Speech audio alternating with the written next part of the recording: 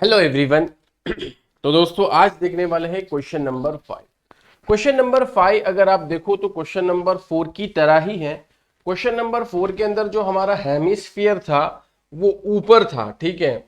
अब यहां पर क्यूब के अंदर हेमिस्फीयर है, जैसा कि मैंने आपको यहां पर फिगर बताया। पहले क्वेश्चन अच्छे से रीड कर लेते हैं, फिर फिगर को अच्छे से समझ लेते हैं। Hemispherical depression is cut out, है ना, कट आउट निकाल लिया गया, cut out from one face of a cubical wooden block. ये है क्यूबिकल वुडन ब्लॉक, ऑब्वियस बात है कि सारी साइड सेम होगी। सच दैट द डायामीटर एल, है ना, ये डायामीटर क्या है मेरे दोस्तों, दिस डायामीटर इज एल, है ना, ये आई नहीं है, एल है, the diameter L, small L of the hemisphere is equal to the age of the cube। यानी स्फीरिकल हेमिस्फीयर जो है उसका डायामीटर, है ना, उसका डायामीटर किसके बराबर है? हेमिस्फीयर का डायामीटर क्यूब की साइड के बराबर है। इस बात को समझना, this is the most important line, है ना। इस तरीके से हेमिस्फीयर निकाला गया, cut out from one face of a cubical wooden block such that the diameter l of the hemisphere is equal to the edge of the cube, ठीक है। सो ये डायमीटर किसके बराबर है? एक क्यूब की एज के बराबर है। Determine the surface area of the remaining solid. अब आ जाइए, फिगर को बहुत अच्छे तरीके से हमें समझना है दोस्तों, है ना। मैंने आप ही के लिए ये फिगर को यहाँ पर रखा दोस्तों, इसको थोड़ा विजुलाइज भी करना। ऑब्वियस बात है कि हमारा जो इंटरेक्शन है वो उसे हम 2D ही बोलेंगे, है ना, हमारा इंटरेक्शन जो है 2D है।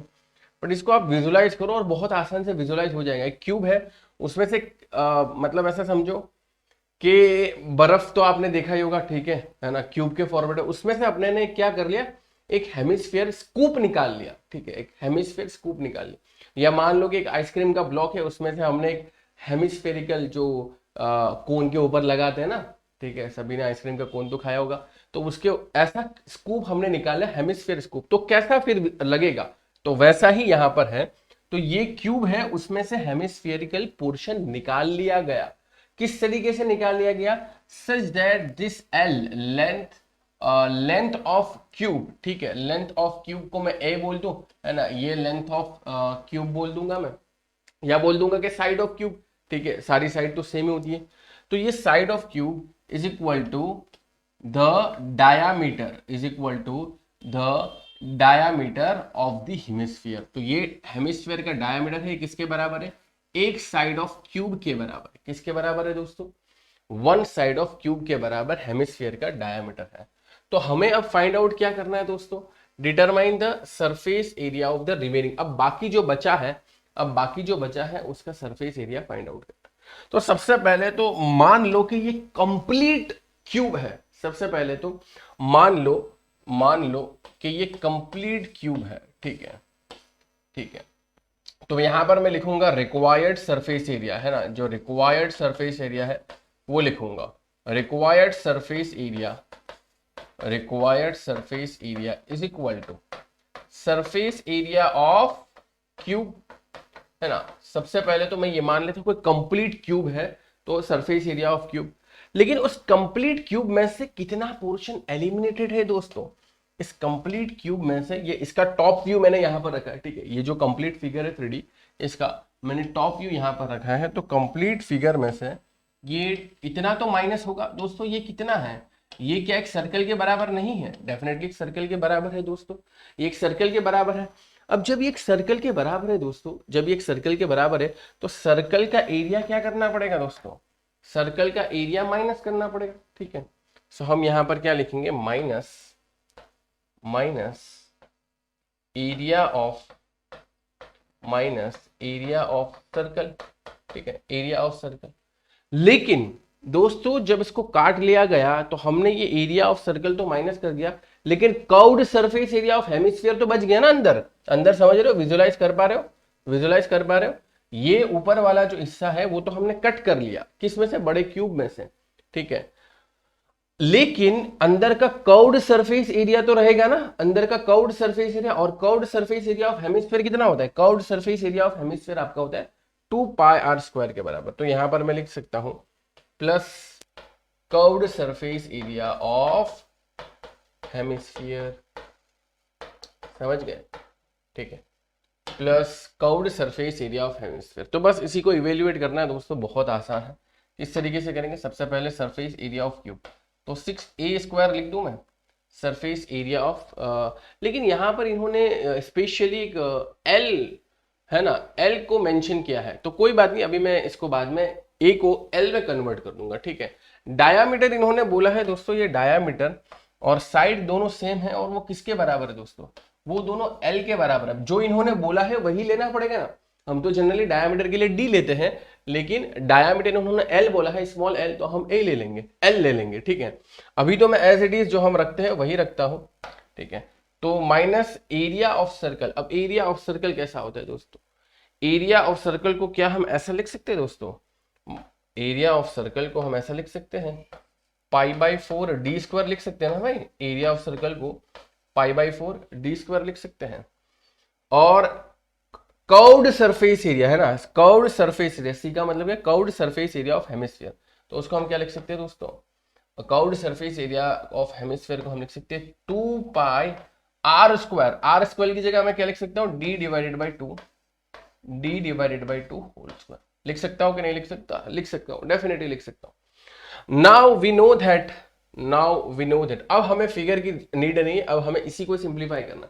आई थिंक आपने फिगर भी समझ लिया होगा, क्वेश्चन भी समझ लिया होगा, कहां प्लस करना है कहां माइनस करना है और क्यों करना है वो भी आपने समझ लिया होगा, उम्मीद करता हूं, ठीक है। अब दोस्तों यहां पर अपने को माइनस करना है और प्लस भी करना है, जो भी कर दिया, अब अपने को क्या रखना है दोस्तों, a = d = l, ठीक है, ये है हमारे पास, ठीक है ना।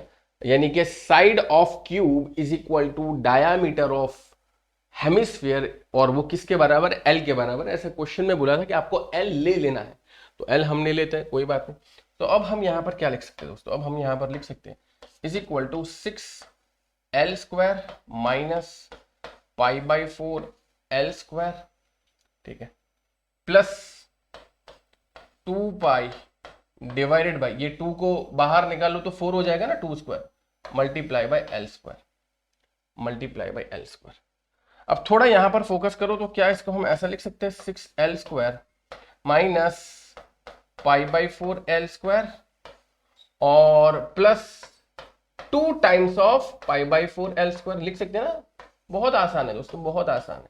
मैंने क्या किया, ये 2 को अलग से इसलिए किया कि एक बार माइनस इसको माइनस x मान लो, ठीक है, माइनस x, और ये क्या है +2x, तो आप सभी को पता है ना, माइनस x + 2x कितना होगा दोस्तों, माइनस x + 2x कितना होगा, x ही होगा, माइनस x, माइनस π/4 l² को, ये क्वांटिटी है तो इसको मैंने x मान लिया, plus 2 times of, same he quantity है, ये जो क्वांटिटी है सेम ही क्वांटिटी है, तो ऑब्वियस बात है कि आंसर क्या आएगा, x, यानी कि यहां पर आंसर क्या आना चाहिए दोस्तों, x हमारा क्या है यहाँ पर, मैंने x किसको, ये समझाने के लिए, बाकी ऐसा आपको समझाने के लिए मैं x ले रहा हूँ, बाकी सिंपल बात है कि माइनस π/4 l² में प्लस 2 टाइम्स ऑफ π/4 l² करेंगे तो अपने पास बचेगा क्या दोस्तों, सिर्फ और सिर्फ π/4 l² ही बचने वाला है, ठीक है। बहुत ही ज्यादा सिंपल है दोस्तों, बहुत ही ज्यादा सिंपल है।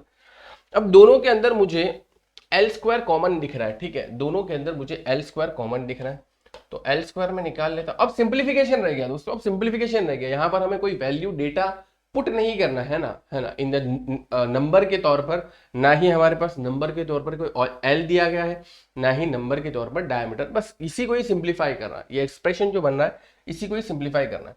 तो अब अंदर क्या बचेगा, यहाँ पर बचेगा 6, यहाँ पर बचेगा π/4, ठीक है ना। ये आंसर भी आपका करेक्ट है, अगर आप यहां तक करना चाहो तो दिस इज ऑल्सो करेक्ट, अगर आप यहां तक करना चाहो दिस इज ऑल्सो करेक्ट। अगर आप फर्दर सिंप्लीफाई करना चाहो मेरे दोस्तों, अगर आप और ज्यादा सिंप्लीफाई करना चाहो, यानी l² और ये 4 को बाहर निकालना चाहो, ठीक है, अब 4 को बाहर निकलेंगे तो इसको 4 मल्टीप्लाई करना पड़ेगा ना दोस्तों, ठीक है, 4 मल्टीप्लाई करना पड़ेगा, तो ये हो जाएगा 24 और ये हो जाएगा पाई, ये कितना हो जाएगा 24 और ये हो जाएगा पाई, ठीक है, समझ गए।